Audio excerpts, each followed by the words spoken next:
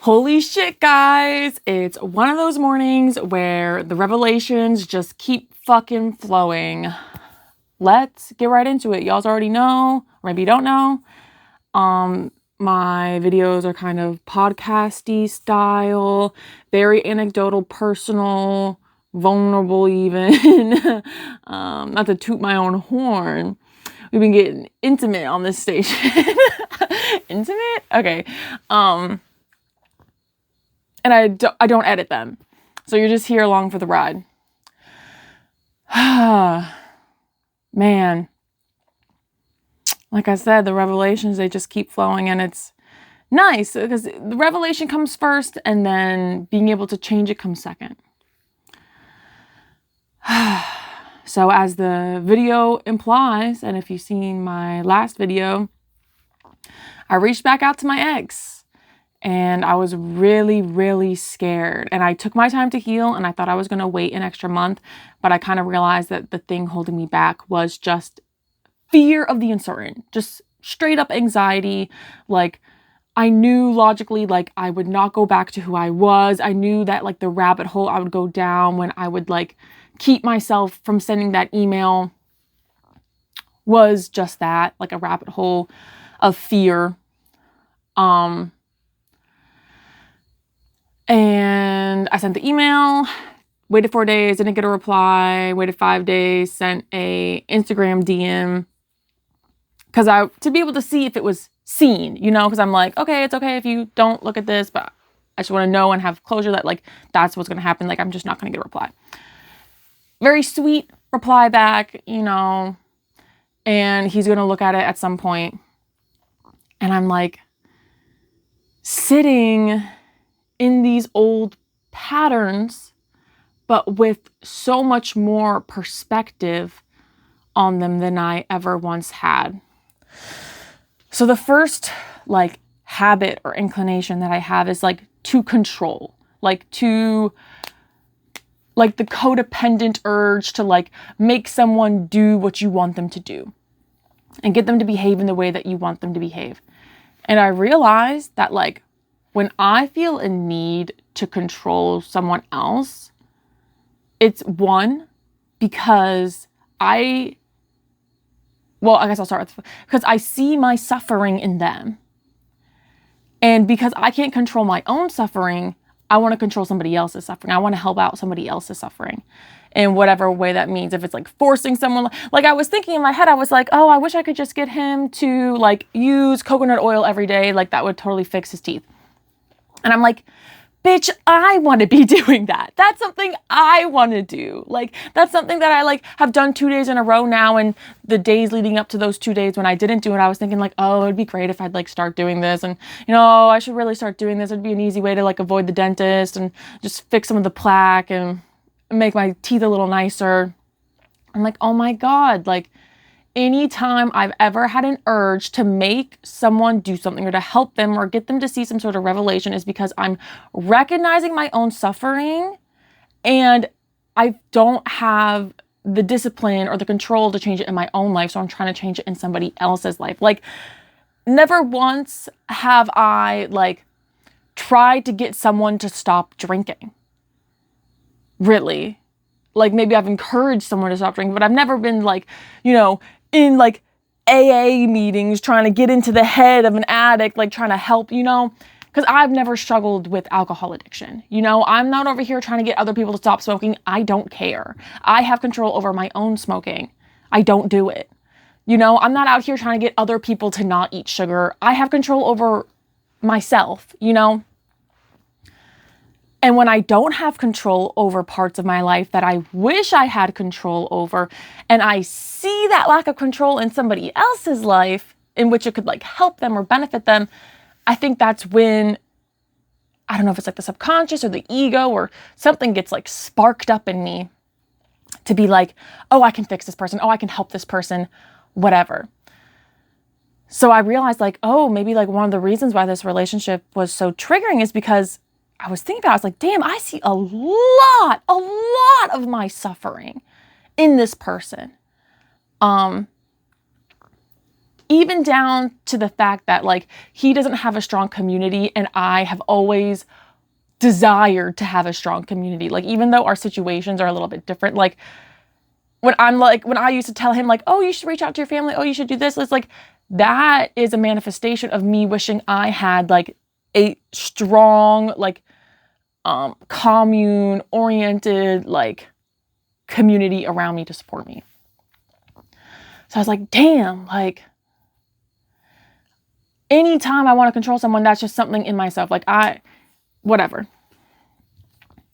And the next thing was like, well, where is this obsession coming from? Like, where is this like enamored infatuation with like who a person is or how they are, the life that they live, the qualities that they have. Like, I admire his strength so much. And I look at his connection to nature and I'm like, fuck, like I want that for myself. I'm jealous. What? Oh my God, me jealous? Yes.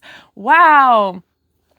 I was like, damn, like, because I was thinking in my head, I was like, what makes people obsessed? What makes people obsessed with people? Like, I was thinking about like celebrities, and I'm like, what makes someone obsessed with a celebrity? I was like, is it that it's easier to love someone who's not you? Is it like this idealization of who they are? And I'm like, I was leaning against a tree, connecting with my tree in my front yard for a little moment because I think she's alive and I feel a little guilty that I don't have a better relationship with her. But anyways, put my hand on the tree, I'm connecting with the tree. And in my mind's eye, I see my ex doing the same thing. And then I realize like, I want that. And I'm like, but wait, I'm doing that right now. You know, I see his strength and the way that he does boxing, and he's not sensitive and can take a punch and get beat up, and the way that he used to be popular in high school, and the fact that he speaks 2 languages. And I'm like, these are all things that I want. And that's like why please don't walk in. Okay. Why I wanted to keep him in my life. Cause it's like, oh, my only way to it felt like the only way for me to access these things that I want is to just be surrounded by people or a person who has those things. But what I realized for myself last night, when I was thinking about how much I admire his strength, I was like, well, I'm only able to perceive his strength because it's inherent in me. If I was a miserable person, truly miserable, and someone who was as bright as the sun walked in, I would see them as annoying and just a bother. Like, I would not see that beauty in them unless I had it in myself. So I was like, damn, like I have that strength in me and I can access that in myself. And when I feel like I enjoy my life more than I would enjoy somebody else's life, I'm not jealous of them. But when I like kind of admire these certain traits or this idea of someone, especially men, and I've always, since high school, been, I think, jealous of men. I've had a certain level of gender envy. I used to like try to present more masculine, and I'd play around with like masculine like makeup and like taping my tits down at night, like, 11 o'clock in the bathroom doing crazy shit. I'd wear a lot of boy clothes, and I'd feel really proud when I'd see another boy wearing the clothes I was wearing. Like, even up until recently, like I put my hand out the window and I had wanted people to like see me and be like, that's a man. Because there's something I think about being a man that I'm jealous of. I'm envious of. I don't remember the difference between jealousy and envy, but like, damn, like that's one reason why I think it's easier for me to become obsessed with men, is because like, I want that. I want that aura or that idea of like the respect they get, or like the simple way that their brains work that's like uncomplicated and straightforward, or, the calm that I see in them to a certain extent, or the carefreeness or whatever. It's like, fuck, this is like important to know, because these have always been things that I've struggled with, specifically obsession. And I've never been able to frame it in my head as jealousy before. And in knowing that it's jealousy, I know that whatever it is I'm perceiving, I have in myself. And there's no way I'd be able to perceive it unless I had it in myself. I feel like it definitely makes sense with celebrities, because it's like, oh, like people are obsessed with hairstyles. Like maybe they want to be cool or have those clothes or be a boy or be famous or have money or have fans or whatever. So I'm like, okay, this connection, it holds up in court. But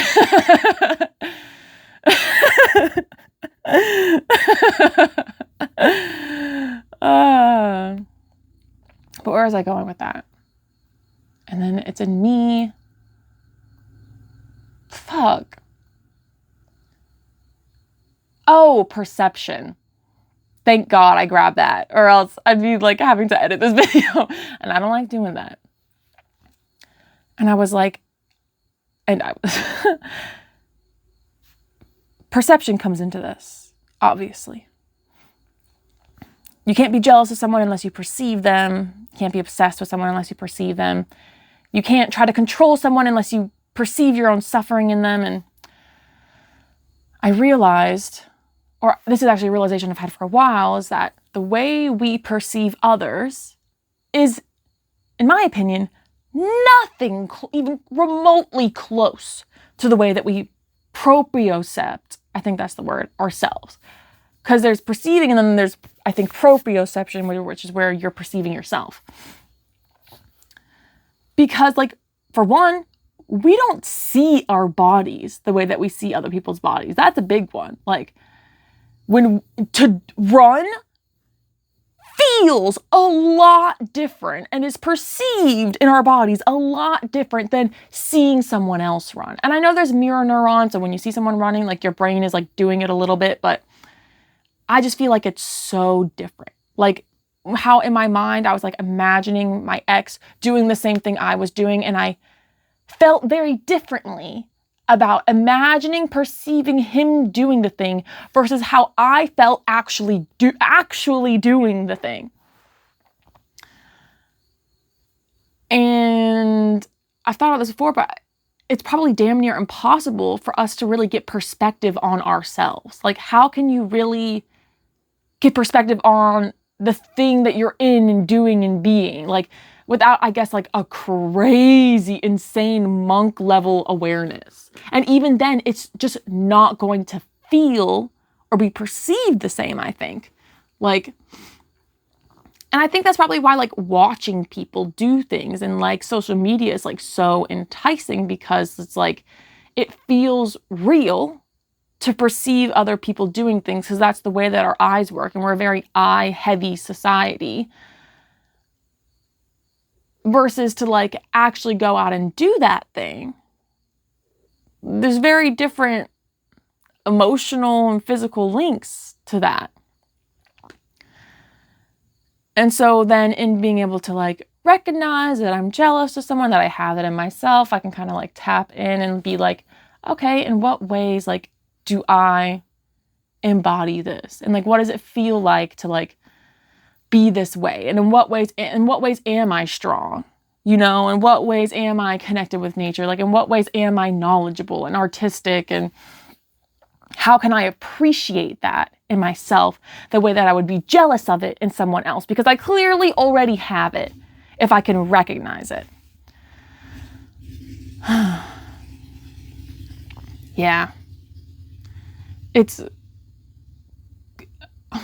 I feel grateful that I'm able to, sorry about the motorcycle. I didn't turn on any noise reduction on this because I like the way that the sound sounds better without it. Fuck. Just lost my train of thought. I think I was saying that, like, I wouldn't be able to perceive any of this unless it was in myself.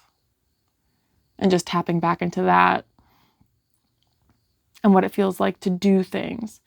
And I do think that, like, touch deprivation probably played a big role in the whole situation that I had. And now when I, like, think of him, I'm like, I miss the touch. Like just the touch. Like you know, and it was crazy because this morning I was like, damn, I really just be trying to recreate the good feeling that I had with my relationship with my dad when I was a kid, of like being held and comforted and like someone scratching my head. Like, that's all I want, low key. I'm like, damn, this is some Freud ass bullshit right here. And it kind of makes me think, I'm like, wow, like in what ways, like, was I mimicking the role of one of the relationship dynamics that my ex had with one of his parents? We'll never know. I don't think he thinks deeply like that. But it's curious because I'm like, damn, like it's really not personal. Like the way that anything turned out, like, is not even about me. Like I realized that, I guess I can talk about this if I turn it around and make it personal for me too. I realized that I think my ex partner has a habit of pushing people away and being in a karmic cycle where like he doesn't have many people to rely on. So I saw my own suffering in that because I want people to rely on, you know? Oh, fuck. Wait, there was another point in this. Oh, this is not personal. Like the way that things turned out, like, is not about me.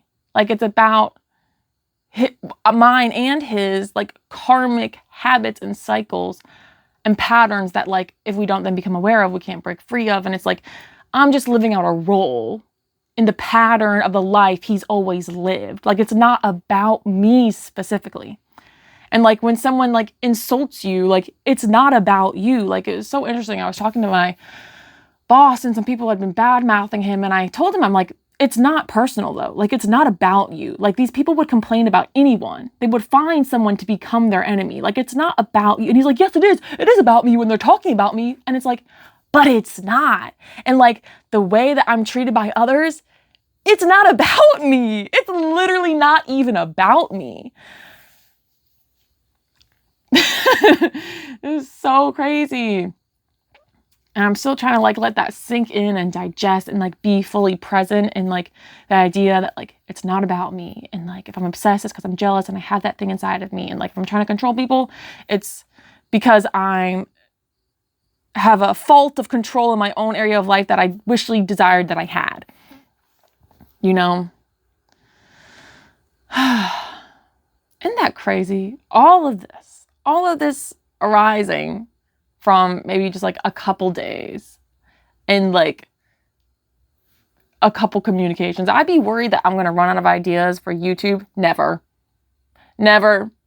I'm big brained. Yeah, that's really all I have to say. How many minutes am I at? Oh my God, I'm almost at 20. I thought that was going to be short and sweet. My apologies. My apologies, governor. But yeah. Big thoughts. Hope you chew on them for the next week and enjoy the taste all week long. And feel free to drop down a comment. Please throw me a like. Maybe share this video if you're feeling extra jazzy. But don't share this video if you're trying to help someone. Because you need the help. I need the help. We got to control ourselves in this bitch. And please, if you like this and you've gotten to the end of this fucking 20-minute long video, go into my channel and check it out and read the titles and see if anything sparks your interest, because this is it. I'm pretty consistent with the material I put out. But yeah. Thanks for joining along. Bye.